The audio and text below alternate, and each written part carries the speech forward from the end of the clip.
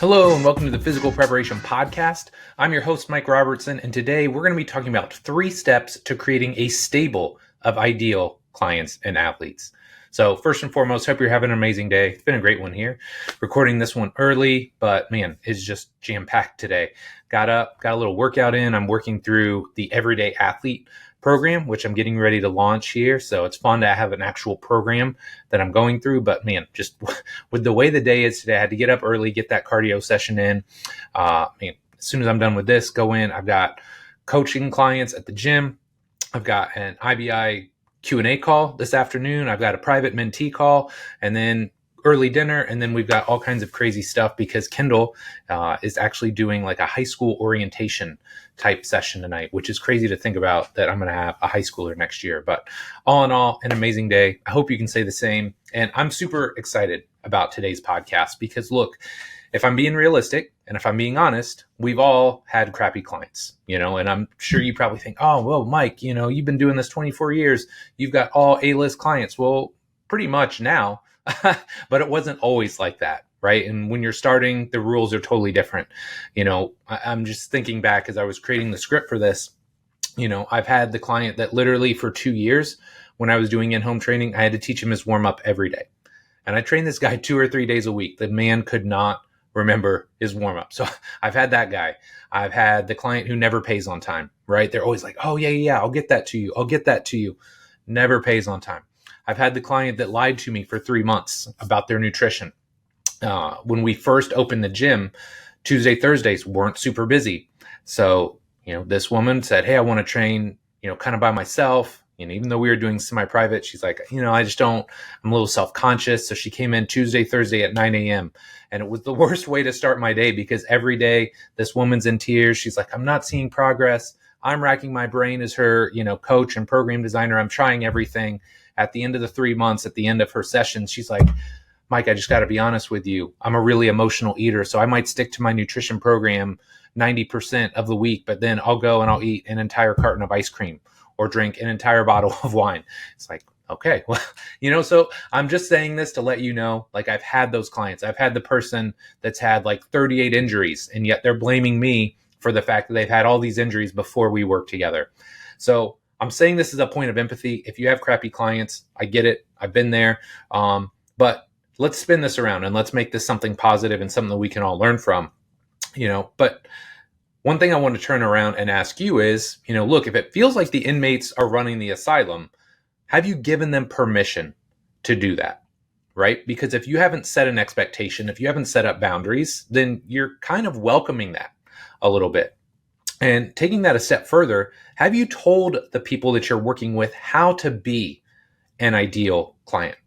And if not, it's time to fix that, right? Like this is something that I feel like all of us need to do. We need to set a standard, set an expectation so that ultimately we get more and more of the people that we would train for free. So today's show is going to be super practical, right? There's times where we talk philosophy. Today is brass tacks. Like here are things that I'm doing. I'm going to give you examples from both my online and my offline business. And it's things that's taken me a while to figure out. Some things I learned early on and some things I learned, but I didn't always adhere to, right? So it's not just setting a standard, it's maintaining and upholding that standard throughout. So we're going to take a quick break. And then we'll jump into these 3 steps that you absolutely must take if you want more ideal clients and athletes working with you. Okay, let's jump in. So step number 1 is envisioning your ideal clients. And so this is something I want you to think about. If you haven't already, you got to ask yourself, what is your ideal client? This is something Pat Rigsby's talked about, I think, for the better part of a decade now. And obviously, he's had a huge impact on me, both with RTS and with iFast. But I actually first learned about this concept, albeit in a little bit different format, from Alan Cosgrove. And so Alan, when we were opening iFast, was very instrumental. He was already running a super successful business in California. And he was the first person that introduced the concept of the A, B, C, and D client to me. Because I'd never heard this before. Honestly, before that, I was working for other people. So I just took whoever I had to work with. But he said, no. You don't have to just take anybody now. When you're getting started, maybe, but your goal is always to have A-level clients. I said, well, what's an A-level client?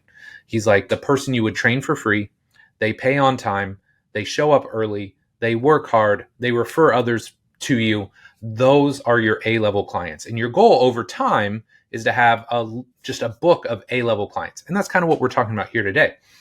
He said, but when you're starting, hey man, sometimes you got some C's and D's. Those are the people that come in 10 minutes late. They're always grumpy. They're always complaining. They never pay you when they should. They're just really high stress, high maintenance clients. So, when you're getting started, right? Like when we were starting iFast, August 4th, 2008, hey man, if you had a heartbeat and a credit card or a checking account that we could debit money from, hey, let's do business, right? And I'm willing to take that, because when you're getting started, you have to kind of take anybody that's willing to work with you. I wish it were different. I wish we could all start with those dream A-list level clients, but it doesn't work like that. So when you're getting started, hey, you'll take anybody, but over time, the goal is to evolve your clients and your business. So, hey, those D's turned into C's, those C's turned into B's. And what we did at iFast was, when we first started, we had just a buffet of different options that you could choose from, right? We had once, twice, 3 times a week, 3-month contracts. We had once, twice, 3 times a week annual contracts. But we even had, shorter term stuff, or like less inclusive type options, right? So we had a once a month option where you could literally work with Bill or I one time a month. The rest of the time you could come in and follow that program. So we basically give you a program update. You could come into the gym on your off days or when you weren't working with us, and it was like a souped up open gym option. But we went even lower than that. We had a straight up open gym option. And keep in mind, when you're operating at a 2,200 square feet, you get enough open gym members, and then you get those intermixing with your actual coaching clients. It gets really busy really fast. So we started to prune as we went, and we started to say, well, look, in a best case scenario, we want people that are working with us at least once a week. So the first 2 options that got nixed were our open gym and our one time a month options, right? We let the people that were there stay. We grandfathered them in, but we didn't let any new people come on. Over time, we get better and better. Well, I don't want 3-month options. Why do I want somebody that's only willing to commit to 3 months when I have all these other people that are willing to commit 12 months?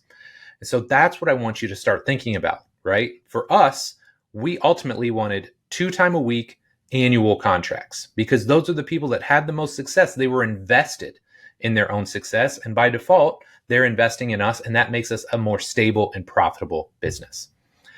So again, I told you this is going to be practical, but I want to give you my example, because a lot of times people assume, for whatever reason, that I only train basketball players. Got the shirt on. No, can't imagine why they think that, but they assume that I only work with basketball. Now, is that my primary niche? Yes, absolutely. But I describe my ideal client now as a high performer. And I've talked about this the last couple months now, but I think it's really important or really critical for me to explain this. A high performer could be an athlete, or it could be a Gen Pop client. Because yes, I train a lot of my athletes online when they're in season, but as far as my online training business goes, it's like actually 80% Gen Pop clients, but they're high performers. And so what I mean by that is they generally have goals that transcend outside of the gym. Okay.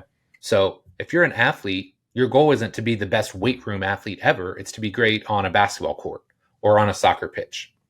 If you are a high level C-suite executive, your goal isn't to be the best weight room performer. It's to use the weight room to be stronger, fitter, to create a calmer mind, so that when you go into the workspace, now you're performing at your highest levels. But a lot of times it's not just like that C-suite executive. It's like the Gen Pop person that, hey, I want to move better. I want to get rid of some of these aches and pains. I want to be able to play with my kids. I want to get back to maybe playing pickup basketball once or twice a week.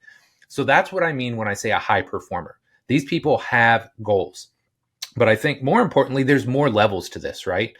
Number 2, they respect my time and they understand the value of what I'm bringing. And I'm very clear and honest with people. I'm like, look, I'm not cheap, right? I feel like I've done this long enough. I've had enough success. I'm not going to be cheap. And so if you're looking solely based on price for somebody to write you a program, hey, there's better options out there for you. And I'm totally cool with that. But if you're going to pay me, kind of what I bring to the table. It's a high level service. You're going to get really high quality program design. You're going to get super customized programs, the coaching cues, the details. That's really what you're paying for, right? Because anybody can write you a program that tells you to squat, but what kind of squat? What tempo? What coaching cues are important? What are the things you're doing before you squat to make sure you're in the right positions? That's kind of what I bring to the table, and that's what makes me unique. Going forward, if it's an offline client, somebody that comes into my space, they show up on time, they're ready to work. Here's a big one. They want to be coached. And this is interesting because I think there's a lot of people out there. I've worked with, people from all age ranges, all socioeconomic backgrounds. I mean, I've worked with some super, super wealthy people, right? We're talking like net worths in the 9 figures. Some of them don't want to be coached, right? It's almost something where like, hey, all my friends have a trainer, so I have a trainer. They're not really committed. They're not really invested. And that's why, I made decent money doing in-home training, but for me, it wasn't as exciting because they weren't committed to the process. They didn't really want to be coached. Versus the people that I work with, again, they see the value that I bring to the table. They want to be coached because they want to get better. So I think that's really important. I've talked about this for a couple weeks now. Intrinsically motivated. I can't just drag you every single day. Hey, you're having an off day? Absolutely. That's what a coach does, right? They lift people up. But if I have to lift you up or pick you up or drag you along every single workout, that's not what I'm best at, right? There's other people that are better motivators out there. We talked about typically goals that extend beyond the weight room. And then, hey man, if you're running a business, the money piece is real. And I think this is something that a lot of people shy away from. Maybe they don't talk about as much. I know like Andy and Luca and Alan and Pat, they're getting, they're talking a lot about this, but I think it's something we need to put out there. Look, man, people will take advantage of you and it sucks. I hate to say it like that, but you need your people. If you're running a strong and stable business, they got to pay you on time. Okay. So those are kind of the parameters for somebody to be an ideal client for me. Now, with that being said, I wanted to give you that as an illustration or as an example, but now let's spin that around. What is your ideal client? And if this is something you haven't thought about, I mean, you need to take the time. You have to create this avatar. And I would say you need to put this on your calendar. Don't say, oh yeah, I'll get to that when I have some time. You never have time, right? Carve out some time, put it on your calendar as soon as possible. And I would give yourself 30 minutes to an hour. Now, if you just sit there with a blank piece of paper and you're kind of just like spinning your wheels, here are some things that we've done in the past that I think will help. A great litmus test for me was asking, what clients would you train for free if you had to? And so we use this a lot at iFast. We kind of went around and whenever we're like, hey, we want to bump up sales, we want to get some new people in the gym, or our utilization rate wasn't where we wanted it to be, I'd say, okay, hey, look, give me 5 people on your book or on your calendar already that you love training, right? And again, it's like Alan talked about, it's those A-level clients. They show up on time, they're ready to work, they pay their bills, in advance, on time, every month. They refer new clients to you. Give me 5 of those people. And then I would go and I would interview them, right? Like, hey, a lot of times we'd go to coffee or we'd go to lunch. Hey, what do you like about iFast? What makes us unique? I know you've obviously trained other places before. Why do you keep coming back here? And so sometimes that gives you insights and they refer people to you, which is awesome. But more importantly, it helps you kind of understand below the surface level, what makes this person tick? Why are they different? And how can I start to create marketing, create language that resonates with this type of person? But that's a great way to do it. Like, who would you train for free? Try and find those people. And then once you've created that avatar, that's going to give you some ideas as to who your ideal client really is. Okay, so that's step number 1, envision your ideal client. Step number 2, maybe even more important, right? Like once you have that ideal client, I think the most important thing you can do in a relationship is set your expectations up front. Okay, so just like you need to envision what your ideal client looks and feels like, you also need to think about, well, how does your ideal client interact with you and your business? Okay, and again, if it's not something you've taken the time to think through, I would start to think about that, right? So who is your ideal client and then how do they interact with you? So some things to consider. You've probably already done this, but maybe you need to actually like write it all down. What time do they show up? for their sessions. And I'll give you some examples about this here in a few minutes. What is their energy level at? How do they book sessions? When and how do they pay? What happens if they aren't getting the job done? And again, I think practical examples are great. So I'm going to give you how I interact with my online clients and my offline clients, because I think once you have an understanding as to how somebody does it, generally it makes it a little bit easier for you to go in and do the same thing for yourself. So for my online process, there's a couple steps or a couple hoops I make people jump through to get started. Number one, they either fill out my web form or they send me an email, right? And they say, hey, Mike, I'm ready to get started. Or they go through this whole web form and basically explain who they are, what their goals are, what they're struggling with, et cetera, et cetera.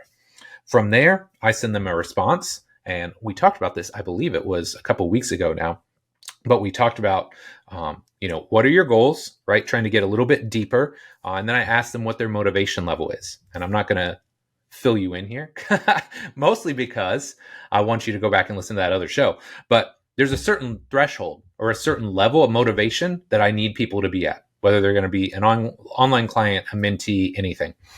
And so if they check those boxes, then we jump on an intro call. And that intro call starts very simple, right? Like just like you would assume, hey, what are your goals? What are you struggling with? What aches, pains, or boo-boos do you have? We talk about the magic question. If I could wave the magic wand and in 3 to 6 months give you any outcome, what would that be? And then the next level to that is, hey, okay, well, what do you need to do? What do you have to sacrifice, or what do you have to change to achieve that? So we go through that whole process. And then once I've let them do their piece, then I kind of do mine. And I like to show them, I'm using Train Heroic for all my online coaching now. So I like to show them how that works.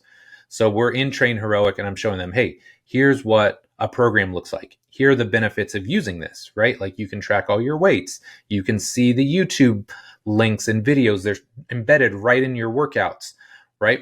But then I start to tell them, okay, but here's how we really interact. First off, you got to check in every week.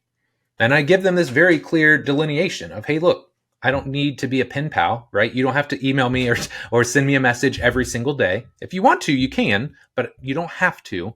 And more importantly, if I don't hear from you for 4 to 6 weeks, right? Like if I don't hear from you until it's time for you to get a new program, that's not generally the best case scenario either.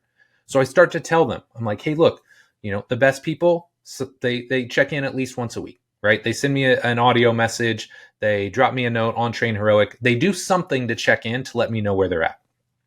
Second, I have a new program form that they go in, and whenever they're ready to get a new program, it could be, the end of week 3 or the end of week 5. Whenever they're ready for a new one, they go in and there's this process where they fill out the new client form. And it's just a more formal piece of feedback where they let me know, hey, this went really well this month. I'm loving these exercises. Keep them in. I absolutely hate this exercise. So if we could, can we take it out? But again, hey, if you want a new program, I need you to fill this form out, because number one, it's a trigger to me that puts you on my radar of, hey, look, you need a new program. But number two, it helps me write you a better program. If I have no feedback from you, like let's just assume worst case scenario, I've written this person a 6-week program. They haven't checked in. They haven't sent me any videos. They don't fill out the form. And it just shows up in Train Heroic that Joe Blow needs a new program in 2 days. That's a really hard program to write because I have no context. I don't know how they're doing. I don't know how they're moving.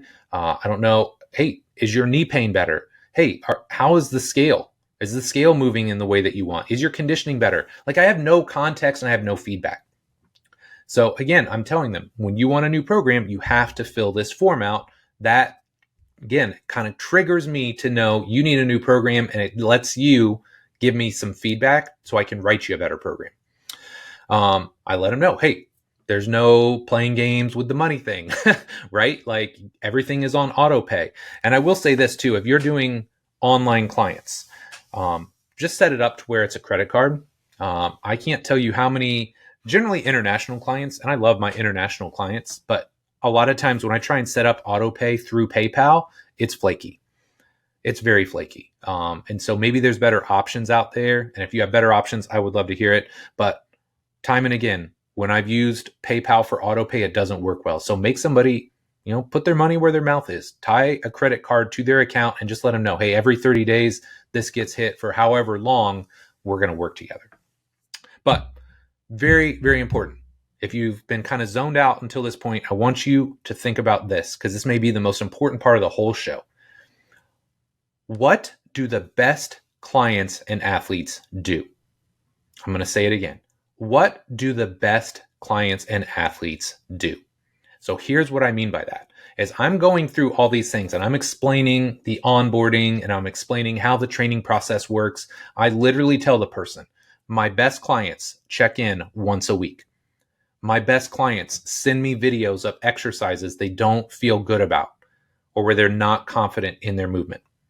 My best clients fill out their feedback form the Monday before they need a new program. So I'm literally telling people step by step how to be a great client.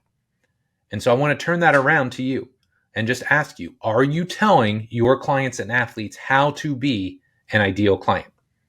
And if not, that's something you can change right now today. All right.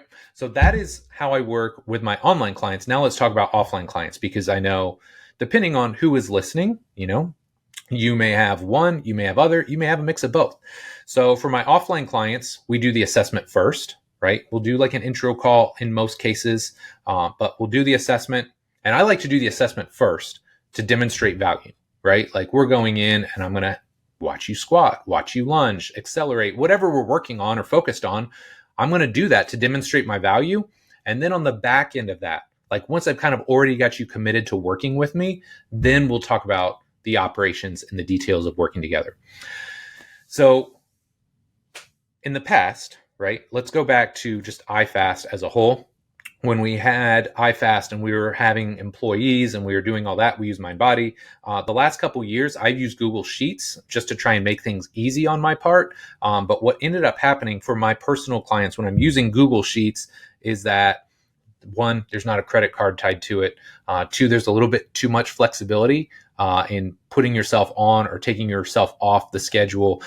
It's just a little bit clunkier than I would like. Hell, some people, not even knowing, would just type their name over somebody else's, right? If you're doing it on your phone and you're not paying attention. So it's not an ideal solution.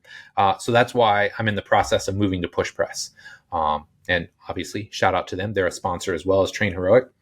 But the goal is, hey, we've got the schedule baked in there.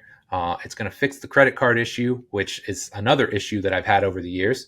But the scheduling, very simple. Right now, Google Sheets, pretty soon, we'll create you an account and you'll sign up via PushPress. So the next question becomes, well, when do they show up? And I think this is really important. If you run a brick and mortar business, you need to be clear on when people need to show up, and you need to tell them this. And I'll give you a couple examples. If you're working in a group environment, a team environment, if you work on the hour or on the half an hour, you got to be pretty locked in with when people show up. And I think about two coaches that we have at our gym right now, Christy and Ross. Man, these guys have it buttoned up. It seems so locked in. Maybe it's not. But from my perspective, watching them, Christy works on the 30-minute shift. And man, the women that she trains, they are there. They're there 3 to 5 minutes early. Some are there 10 minutes early on the elliptical. But I tell you what, when they clock in, it's go time. And so that's the level of efficiency that they need to be successful. If you're running a boot camp, you can't have somebody show up 10 minutes after because now they've missed the entire warm-up. All right. So a lot of this is dependent on your business and your business structure. But in certain environments, you have to be very tight with how you do things. Now, with my athletes, it's a little bit different because I work more in a window. And I will tell people, like, look, this is your training hour, right? Or hour and 15 minutes. So if you're 10 o'clock and you don't show up till 10:30 or 10:45, that's great. But you're not going to get much of me because I've got another group after you. And I think some of this comes out of the sports environment, right? What you see in sports a lot is this idea or this concept of in the building. And so if I have somebody on at 10, in a lot of sports, and this is the culture in a lot of sports, it's just being in the building at 10. Now, that doesn't mean you're warming up or doing anything. And this has led to a few headaches over the years. There's times where I have to like finagle this or finesse this. But it's not as big of an issue for me because all my workouts are individual. Again, if you're doing a team-based workout or warm-up, if you're running a boot camp where everybody's doing the same thing, you got to be a little bit more on it. Versus if everybody's kind of doing their own thing, you don't have that same level of how do I want to say this? It's not discipline, but you don't need that same level of rigidity in your programming or when people show up. So I can be a little bit looser, but I also let them know, like, look, here's the hour that I have carved out for you. So if you're going to take the first 20 minutes of that warming up, just know that, hey, look, I'm only going to be able to coach you the next 40. I'll still keep an eye on you, but there's other people that are coming in that then have priority. As far as work ethic goes, that's rarely an issue. One thing I would like to point out here, because we got into fitness because we love fitness, right? We love working out. We love being in the gym. Not everybody feels like that. Even some of your most dedicated clients and athletes, they don't feel that way about the gym. And that's okay, right? Understand that everybody has good and bad days. But one thing that I like to do is explain my expectations as a coach. And I think this is really important. I always try and explain to people, look, at the end of the day, I can't want this more than you do. Again, I can't want this more than you do. So if you have a dream of playing Division I basketball, or you want to play in the NBA, or you want to lose 30 pounds of body fat, that's great. I feel like I can at least craft a program. Now, hey, part of this is up to you and your genetics and all those things, but I can help you craft a program that puts you on that trajectory. I can, coach you to the best of my abilities. But at the end of the day, the intrinsic motivation is a real thing. So if I want you to be successful more than you want to be successful, this will not be a good relationship. And so I think this is something I've thought a lot about lately. Like, I'm just constantly trying to figure out who are the best people for me. Who do I want to spend the most time with? Maybe it's an age thing. I don't know. As I get older, I feel more protective of my time. But I think this is really, really important. And this is a good litmus test. I can't want your success more than you want your success. And then finally, when it comes to when my offline clients with payments, early on, and again, this was like 2017, 2018, when the gym was still running, but I was doing more stuff on my own. Joey and I were doing stuff out of the barn. We were doing stuff out of D1 on the west side. My biggest thing there, because I had a lot of like college age kids that were trying to get into the pros, right? Or they were going to be pros, but they weren't pros just yet. I tried to make things easy. And I think by making things easy on them, I made things harder on myself. And here's what I mean by that. This is when like the explosion of different payment systems came out, right? So I had Venmo, I had Cash App, I had Apple Pay, I had Zelle, I had cash, check, money order, credit card. Like, however you wanted to pay me, I was willing to take it. And so in an effort to be flexible, I think ultimately it made things way more difficult for me, because now I'm also trying to keep track of all these different things, right? Oh, well, this guy pays with Cash App, this person pays with Zelle. Like, it was really hard to just track all of my invoices and all of my finances. So again, part of consolidating all this and bringing this all back under one umbrella with Push Press. Hey, I'm going to have their schedule. So it'll all be in the app, right? You go on, you schedule when you want to, your credit card is in there. At the end of the month, boom, we settle up and we're good. Less stress. And again, now I'm not chasing people down. And look, one of the things that's frustrating here is that I think if you run a business long enough, there's always one or two busters out there. There's no nice way to put it. Like, one or two people that just really don't honor their commitments. They don't really value your work. I would like to think that in most cases, these people will show their true colors before it comes to a money issue, right? They're the person that's constantly showing up late, or they're not really putting in the effort that you would like. They're always questioning, the program or the coaching or something. But just understand this. And this is kind of like my little pep talk to you. If you're a young trainer or a young coach, it can be hard to ask for money. This is not something that they teach you. So whatever you have determined your rate to be, you got to get super confident in saying that. I remember when Roy Hibbert came on, and this was like, 12 years ago now. And Roy was like, well, what's your private rate? And I said, it's $199 a session. Didn't blink, nothing. And he kind of gave me this look and was like, okay. And so that was super nerve-wracking for me, because obviously I had people that paid that. And I had people that would come in, for a session, or they would do distance coaching, and maybe it'd be $399 for those people. But I never had somebody that was paying me $199 a session 5-6 days a week. Like, that was wild to me. But Roy was on good money. I'd like to feel like I gave him a tremendous level of service, and he had a pretty damn good year that year because he was an all-star. So I can't take all the credit for that. But if you're a young trainer or coach, just know and understand this can be an awkward thing to talk about, right? But just understand, you have to understand and respect your value. What are you bringing to the table? Because this is not a zero-sum game where they're just giving you money. They see you as valuable as well. So this is an exchange of money for service. So give them a super high level service and just know and respect the fact that you're worth it. So to circle back on this, whether we're talking online, offline, I'm going to drill this point home before the end of the day. What do your best clients and athletes do? Instill that in every new person that walks in your gym or that starts on as an online client. If you can explain to them exactly what the best clients and athletes do, then you give yourself the best chance for success to maintain that standard going forward. Okay, last but not least, that was step number 2. Step number 3 is keeping the standard high, because you start with your ideal client, right? Once you have that person in your door, you set the expectation up front, right? You got to tell them exactly what they need to do.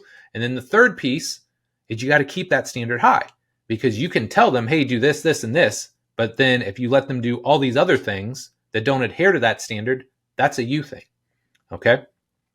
And so this reminds me of when we switched iFast from employees to our independent contracting model. There was a lot of sleepless nights. There was a lot of fear going into that. And not in fear in the sense that we would be successful, but like, what does that mean to our clients, right? We'd done things a certain way for 13 years. We'd set a certain standard. We'd created a certain culture. And that was my biggest worry. Now, granted, when we started, it was Dave, it was Jesse, there were 2 of them. But immediately I start to ask, well, what happens to the culture of iFast? Because it was so unique. It was so unique. And so it brings me to a bigger question of what is your culture? And if you're doing your own thing, you have a culture, right? Whether you have your own gym or not is irrelevant. I think having a gym makes it easier to create a culture. But if you are an independent contractor and you're doing your own thing, you have to ask yourself, what is your culture? Now, I realize people love to drone on and on about this. I feel like this was a super hot button topic 3 to 4 years ago, but it is a thing, right? Culture is absolutely a thing. It's something you need to be conscious of. And what I keep coming back to is that I think culture is very, very top-down driven, right? Now, if you have employees, they absolutely have to represent the culture, but the culture starts at the top of the business. So if I think about some of the best gyms and some of the best gym owners I know, right? One that I've only met once, but I've heard amazing things about the culture there, Mark Magna with Anatomy, Mark Fisher with Mark Fisher Fitness. I mean, think about that culture. Think about the things that they're doing. And if you haven't listened to the shows that we've had talking about culture, I'll make sure I put those in the show notes. But Mark's gym has an incredibly unique but thriving culture that only works because of who Mark is and then the people that he has hired on to work underneath him. You got Andy McCloy at BCI, right? Amazing culture in his gym. I've been there. Luca Hasavar, same thing. Luca just drives the energy in that gym because he is who he is. Okay. And so this was something that I was worried about with iFast. Like, does the culture change? But then I had to take this strong look of, well, as long as I don't change, the culture should not, right? I still need to make sure that the independent contractors, have a certain vision of themselves and of how the gym should run and of the community that we create. But that was always my thing. I remember whether it was Roy, whether it was Dwayne Allen, all these high-level pros that have been in our gym over the years, some of them at first are shocked. They're like, well, why is there this 60-year-old grandmother working here and a 10-year-old kid? They don't understand. And then they're there for a couple of weeks and they're like, no, I get it. This is a family-based space, right? Everybody here is working towards a goal.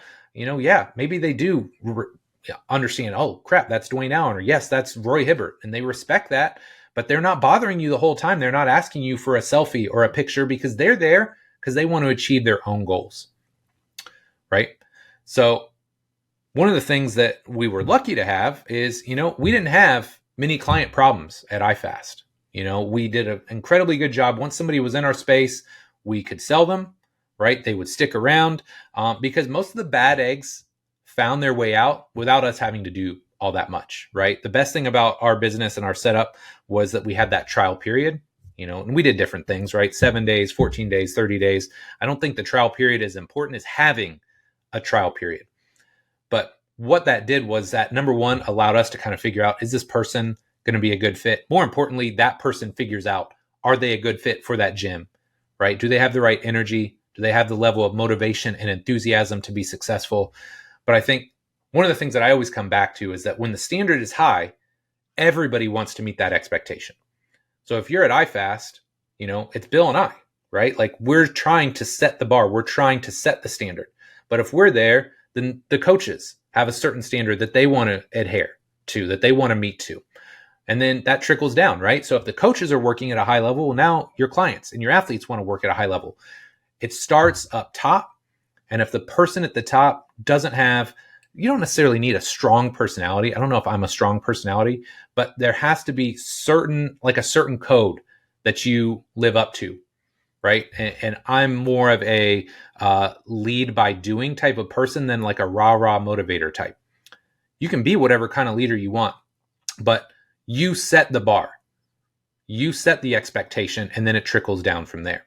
So you have to ask yourself, what are your standards, right? What do you expect of yourself every single day? Because if you're leading from the front and if you're leading by example, right? And this could be showing up to sessions on time or early, making sure your programs are ready, making sure you're working out, as hard as you possibly can, that your nutrition's dialed in, that you're sleeping enough, all the things that we tell our clients to do. Make sure you're adhering to those standards first, because then it's that much easier to set or maintain that standard with the clients and athletes that you're training. Okay. Something else that I like to do that I think that really helps with regards to maintaining your standards is constant reinforcement and feedback on how to behave. And I put behave in air quotes, even if you can't see me, I'm air quoting, because I feel like it's really important. I feel like just little things that you say condition people to act in certain ways. So if I have somebody that maybe is late more often than I would like, and they show up early one day, I'm going to say, yo, Joe, in here early today, man, I love it. Somebody's, fired up. They're ready to train hard. I can be like, man, you're fired up and ready to go. Let's do this. A lot of the people in the gym now aren't necessarily my clients, right? The independent contractors have their own clients and their own athletes.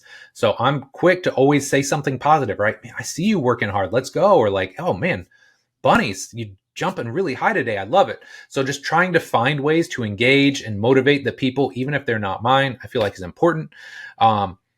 Dakota Matthias, I've talked about him on here before. But when I would send invoices out, I always tell people, look, I want this to be with you. You don't have to pay me immediately, but when you get a chance, please get this settled up. There was one day, I kid you not, I think Dakota Matthias paid me 30 seconds after I sent out an invoice. It was crazy. Like, I literally sent it and I was getting ready to send out the next invoice to the next person. I already had Dakota's payment. I was like, bro, how did you even do that? He's like, oh, I was on my phone. No big deal. But again, just, hey, condition the people. How do you want them to behave? How do you want them to act? How do you want them to interact with you? Reinforce that. You've probably heard the saying, you reap what you sow. I think in a lot of this space, you will reap what you reinforce.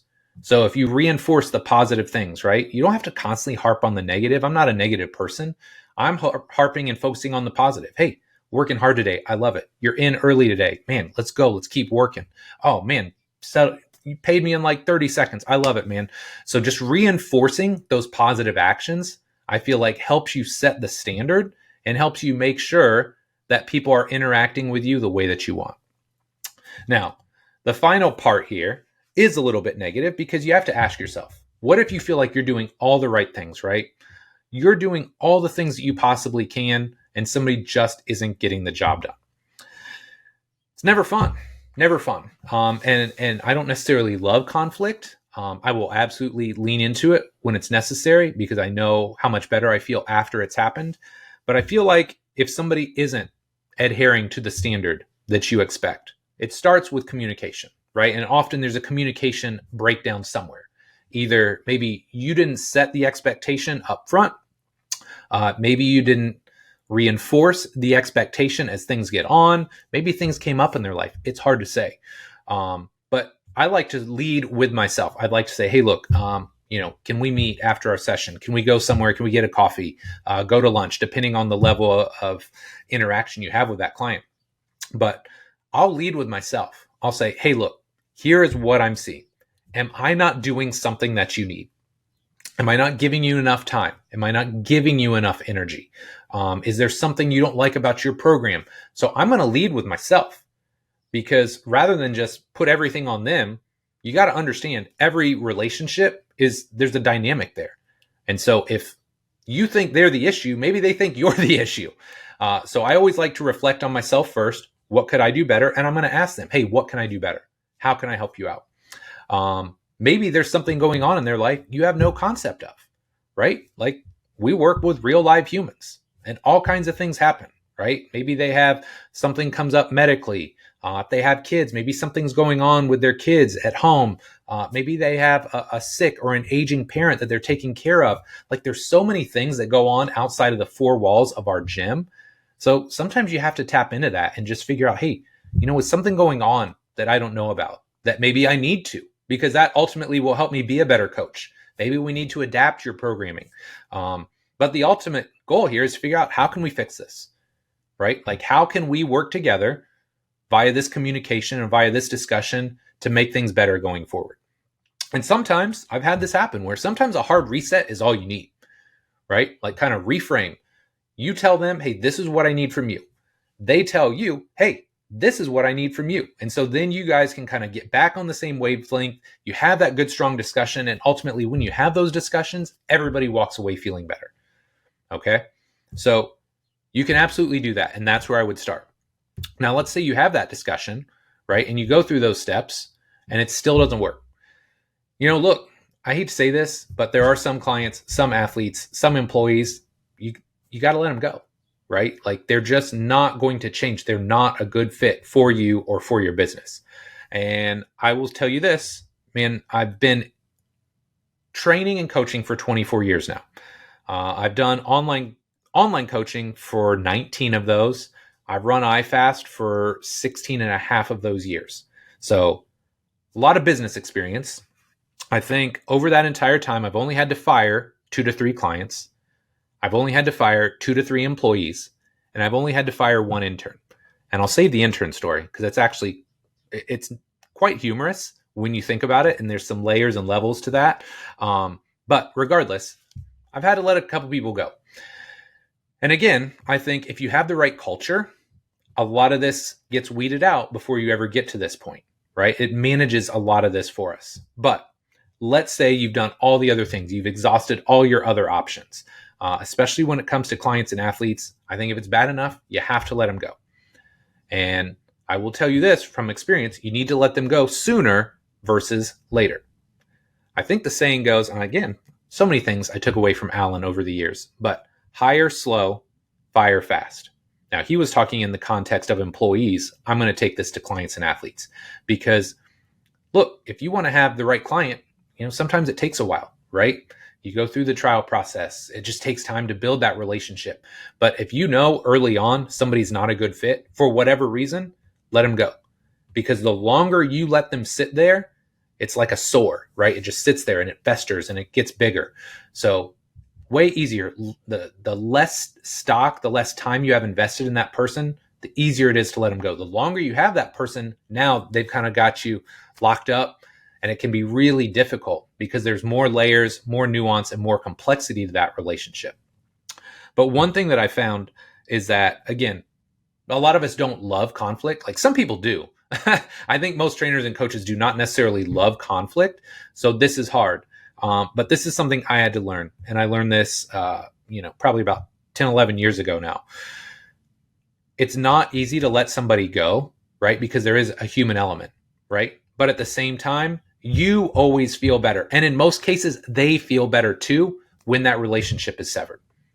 It sucks in the moment, right? It sucks having that conversation. And sometimes there's tears, there's emotions, there's a lot going on.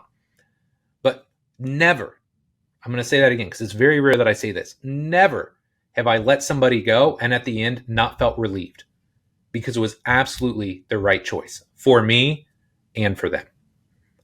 So it sucks. I'm not going to tell you it doesn't. It sucks. You're going to be, knots in your stomach, sleepless the night before. But if you got to let somebody go, let them go, because ultimately it'll be the best thing for you, for them, and for your business and your other clients. That's the other thing you can't forget about. If you have the wrong person in your gym, that person will absolutely poison the culture of your gym. So you got to get rid of them to maintain the culture and the standard that you want to have. Okay, my friends, so that does it for today. Those were 3 steps to create a stable of ideal clients and athletes. We go through them real quick. Number 1, envision your ideal client. And again, if you haven't done this stuff, take some time. Don't mess around. Don't say, I'll get to it when I have time. Carve out an hour. Really figure out who is your ideal client. Who would you train for free? Pays on time, refers new people to you, works hard, brings great energy to the gym, wants to be coached, puts a smile on your face. That's your ideal client. Write that up, put it in a paragraph, and say, hey, these are the people that I want. Second, got to ask yourself, how do you set expectations up front? Right? And if you're not doing that, you got to tell them what it means to be a great client. How do you want them to interact with you? How often do they show up to the gym? Right? How often are they communicating with you? How are they giving you feedback? Tell them what it means to be a great client so that they can then turn around and do that for you. And then third, you got to keep the standards high. It's not enough to just have great people and tell them what to do up front. You got to maintain that every single day. And that starts with you. It starts with you. If you want to have great culture in your business, in your gym, you have to lead from the front. So the things you want other people to do, you have to do yourself first. So, my friend, I really hope you enjoyed this episode. I know I told you a couple weeks back, I'm probably going to be doing about one of these a month. Super practical, probably not super glamorous, but things that I think will absolutely help you be more successful as a trainer, as a coach. This one has some business to it, but whatever is going to make you a better trainer or coach, it's going to help you stay in the game longer and help you positively impact more people. I'm going to share with you. So if you enjoyed today's episode, I got one small favor to ask. Please share this with a fellow trainer, fellow coach, anybody that you feel like would benefit from this idea of finding and building your ideal clients. If you know somebody that would benefit from that, could be social media, could be email, could be whatever. However you want to share this with them, if you would just share it, I would truly appreciate it, because I put a lot of time and effort into these shows and these episodes. And so I would love for it to impact as many people as possible. So my friend, as always, thank you so much for your support. Love and appreciate you. And we'll be back next week with our next episode. Take care.